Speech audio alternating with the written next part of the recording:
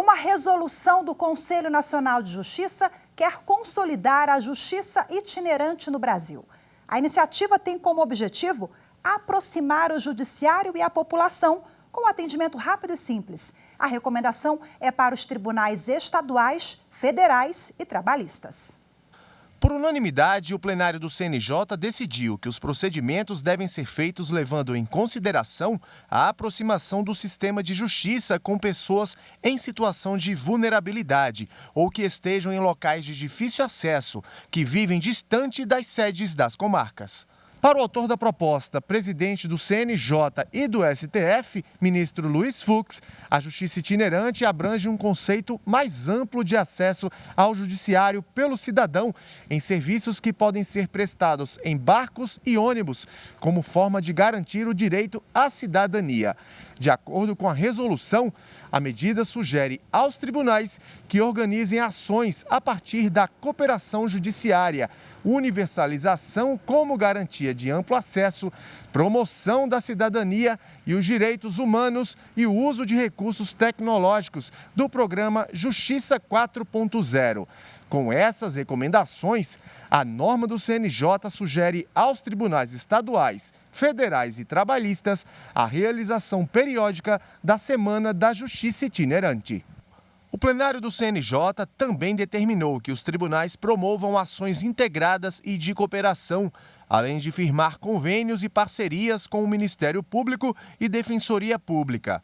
A decisão do Conselho é baseada em ações consideradas bem-sucedidas e que já acontecem em alguns estados do país. A justiça itinerante foi estabelecida pela Emenda Constitucional 45 de 2004. Na prática, a norma permite o deslocamento de um magistrado para a realização de atos judiciais fora da sede do juízo. Em 2 dias da semana, os conciliadores ficam à disposição do cidadão para o atendimento inicial, quando as pessoas têm a oportunidade de contar os problemas e recebem as orientações sobre os documentos necessários para a abertura da ação. Passada essa fase, 30 dias depois, as equipes retornam para as sessões de conciliação. E se o acordo não acontece, o caso será analisado em uma audiência de instrução e julgamento. Nessa etapa, o juiz busca novamente conciliar as partes e, então, profere sentença.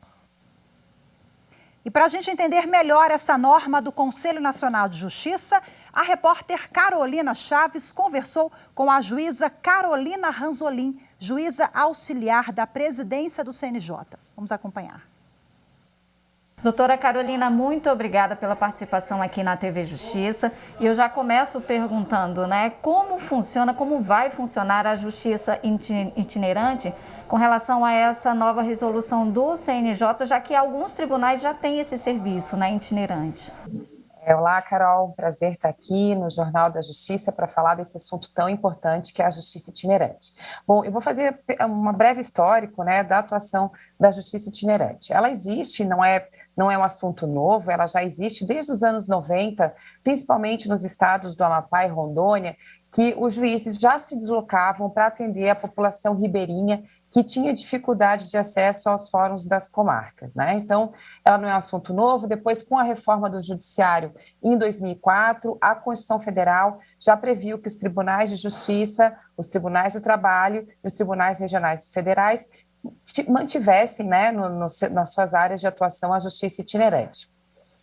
E agora a resolução do CNJ, ela vem, então, trazer institucionalidade para a justiça itinerante. Então, ela era feita de forma local, não de forma perene, nem institucionalizada. Então, a importância dessa resolução 460 do CNJ é realmente dar um caráter institucional, fazer com que ela se torne perene nos tribunais e que, mais do que isso, que cada tribunal, verificadas as suas peculiaridades locais, tem uma semana da justiça itinerante, pelo menos uma vez por ano, para que os juízes possam se deslocar e ir até as populações mais vulneráveis, aquela população que não tem o aparato do Estado enquanto transporte, enquanto saúde, enquanto esses mecanismos do Estado não estão à disposição, para que a justiça realmente possa trazer cidadania a essas populações mais isoladas, mais vulneráveis em cada município do Brasil.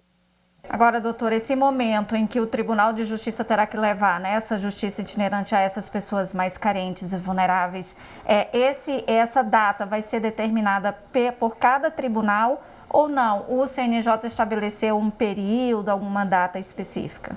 Embora a resolução 460 do CNJ traga a obrigatoriedade que os tribunais implementem a justiça itinerante, ela é bastante flexível no sentido de deixar que cada tribunal, de acordo com a sua realidade, as suas previsões orçamentárias, façam a implementação dessa justiça itinerante, né? Mas o importante é que ela seja perene e que periodicamente também seja realizada uma semana em que se chame atenção para esse momento do deslocamento dos magistrados, dos serviços da justiça até as populações mais carentes e vulneráveis que têm dificuldade de se locar até onde os fóruns, as sessões judiciárias estão instaladas.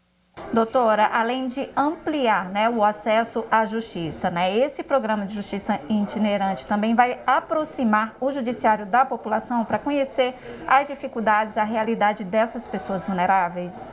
Isso, então a justiça itinerante tem esse papel também, né, de trazer a aproximação do Poder Judiciário com aqueles que mais precisam ter garantido seus direitos mais básicos e fundamentais, né? Além disso, a justiça itinerante, ela traz uma menor formalidade, né? Ela tende a ser mais célere, mais informal, a autocomposição é muito buscada, a conciliação, a mediação nesses atos da justiça itinerante. Então, também, além do acesso à justiça, há uma facilitação do processo, né, para que essa população mais carente e vulnerável tenha garantido de forma mais célere os seus direitos mais básicos. Agora, doutora, para a gente finalizar, né, eu queria que a senhora falasse, a justiça itinerante, esse tipo de serviço do judiciário é um avanço? É um avanço, sem dúvida é um avanço, porque ela permite aquilo que está garantido na Constituição, né? A efetivação na prática do amplo acesso à justiça, né? Hoje a justiça tem vários mecanismos de acesso, principalmente agora depois da pandemia, o acesso digital, que ampliou o acesso da justiça, mas nós temos os excluídos digitais, né? Tanto aqueles que não têm acesso a uma internet de qualidade e aqueles também que não têm conhecimento para esse acesso. Então, esse deslocamento dos juízes, do serviço da justiça, do aparato da justiça, traz um ato de cidadania muito efetivo para aqueles que não têm essa facilidade de acesso, quer pelos canais digitais ou quer pelos canais físicos tradicionais da justiça, né? Ok, doutora, muito obrigada mais uma vez pela participação aqui na TV Justiça. Imagina, prazer.